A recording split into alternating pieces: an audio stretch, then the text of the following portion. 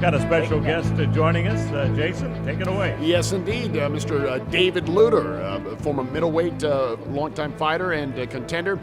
David, first of all, congratulations on your induction into the Florida Boxing Hall of Fame. Thank you. Absolutely. And tell us a little bit about your career and your involvement in the sport. How did you get into boxing? Well, I was about 14 or 15 years old. At first, I had moved to South Florida from Tennessee, and both my parents were teachers. My dad was a minister, and I had a deep Southern draw, and I got picked on a bit that first year. I had a tough first year in Florida. Then as I grew a little bit, got a little bit older, became much more athletic, and then probably about 15 years old, I was being called out by some kid at school. He hit me. We started fighting. Crack. I knocked him out. And the rest is history. Right. That's a great way to start your career. Right. Better him than me, right? Yeah. So at that point, I couldn't walk away from a fight because I didn't like how I felt about myself. So at 19 years old, a month before I turned 20, I started at the only place in the phone book that said anything about boxing.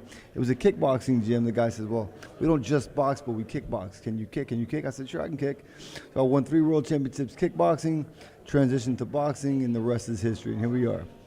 Outstanding. What are some of the more memorable moments of your career? Certain fights, any particular that stand out? I had a great left hook knockout in the 1995 Golden Gloves.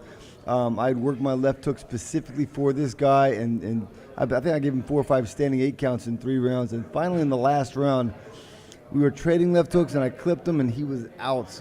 Probably 10 feet across the ring, he flew. That's one of the highlights of my career. And of course, winning the WBC Continental belt was another one.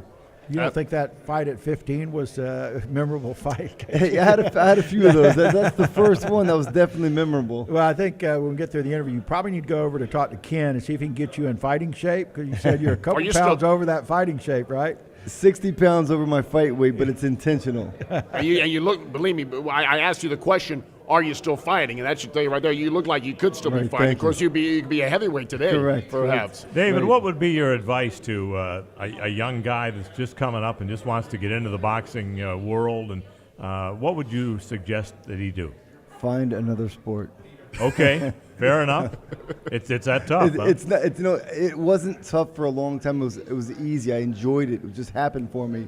But it's a very few select guys that make it to the top, and then a lot of guys. I think just about every fighter that I've talked to, eventually when they retire, plans to open their own gym, which I have done now for 15 years. It's not as easy. It's been a good living for me, but it's not as easy as a lot of fighters may think it's going to be. All right.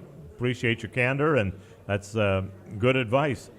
Maybe it's not what the guy wants to hear, but certainly good advice. All right. Yeah. Well, thanks so much for coming by today. We really appreciate it. Congratulations for being part of the show. And we always are anxious to hear about some of the different stories and different paths that boxers have taken to get to where they are.